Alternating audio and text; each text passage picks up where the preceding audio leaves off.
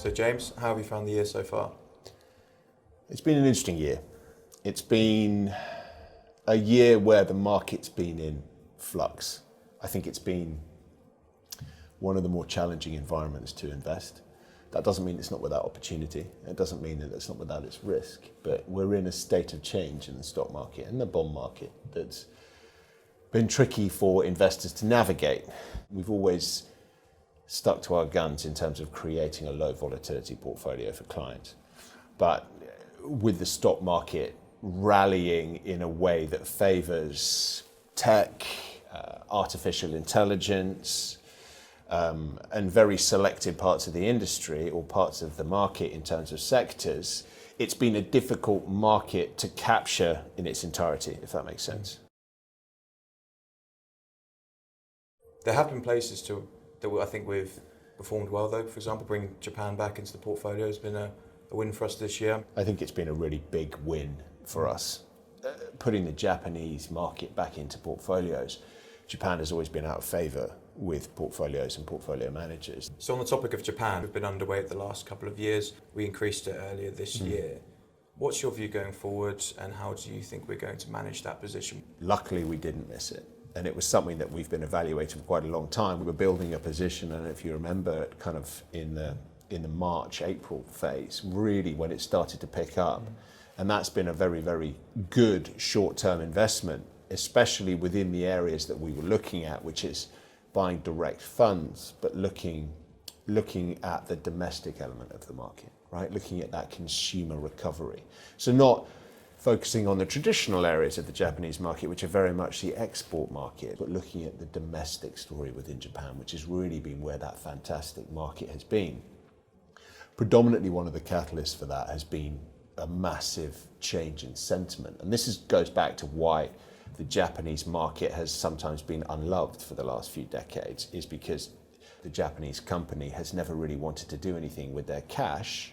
And you've started to see a sea change, especially this year, in that corporate culture change, where you've had Japanese companies starting to deploy cash, starting to invest their cash back into their business.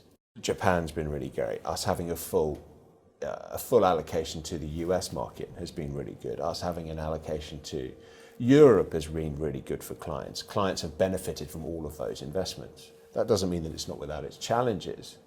One of the other parts of the market, aside from the concentration in the US rally in those 7 stocks, China's not delivered what we thought it was going to deliver. So I think that there's a huge amount of longevity in that corporate change in terms of how the Japanese companies are treating shareholders and treating stakeholders. So whilst I think it's gone very quickly in a very short amount of time, is there a point where we can start to bank some profits for our clients and put that back to cash? Because that's something that we forget in portfolios sometimes, I feel, is that until you start to take profits on investments and move those back to a client's cash position, right, they still remain in the market, they still remain open to risk. So we obviously want to keep that in mind. But the Japanese market looks like it's fundamentally shifting.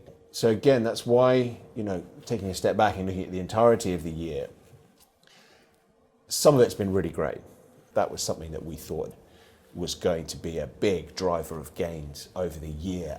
We were off to a great start with China. We had a strong position and with the reopening was going quite smoothly, and you saw that. I think that helped with the performance in Europe as well, and that was a real boon for our BlackRock Global Unconstrained Fund, who taps into those long-term structural drivers, the winners of these long-term themes, such as the burgeoning middle class in China, with their positions in fashion brands in Europe.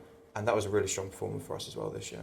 And that's what I love about running a fund-of-fund portfolio for clients, a model portfolio for clients, is that you can get exposure to different elements of one idea or one type of investment through many different lenses. So you can buy China direct, which is what we did for clients, but you can also get exposure to different areas via your investment in Europe, via your investment in some global funds that are capturing the Chinese market in different ways. The China investment maybe has been a little bit disappointing this year, but you've also had some of those global managers that have made it a success. We've had a slight underweight to developed markets, which I think we're probably going to maintain moving forward. I think that we've also reduced our overweight to the UK. I know that forecasters are saying that maybe you've got 1% more of rate hikes coming. Yeah. We think that's probably on the stronger side than what we'll see, but that's part of what we've been looking at as well.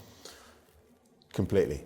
I think the positioning as we move into the second half of the year is no easier than it's been in the first half of the year. It seems to be very much centered around US strength. There seems to be this insatiable appetite for US tech after the year it had last year.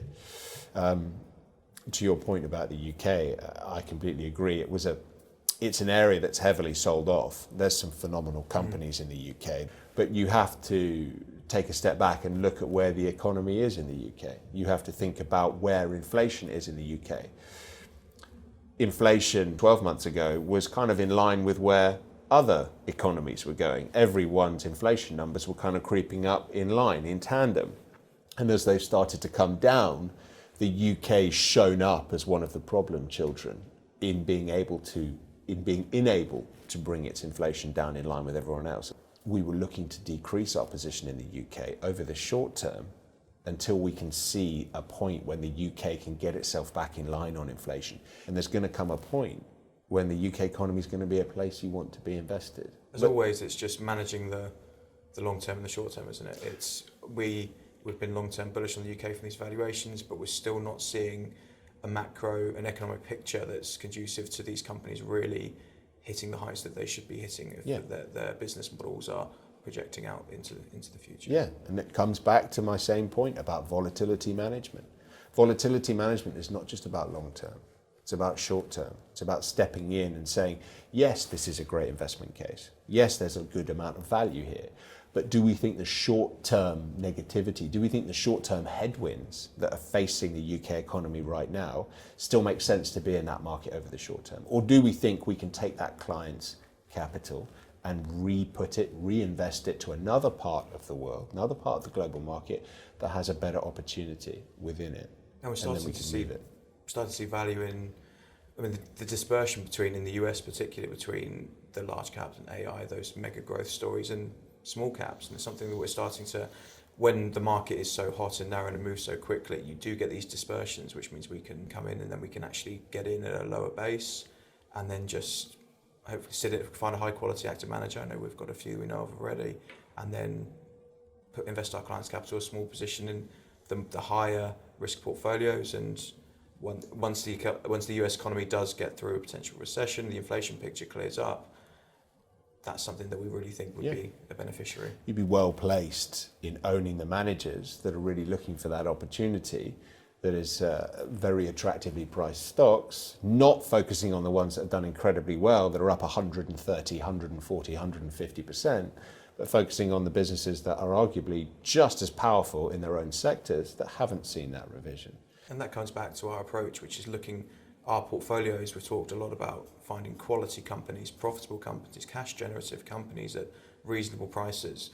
You're still seeing this attitude of the last decade of easy monetary policy and free cash, where people can invest their COVID stimulus checks and the cash from low interest rates into these mega growth stories, and stock prices go up 100% in a week.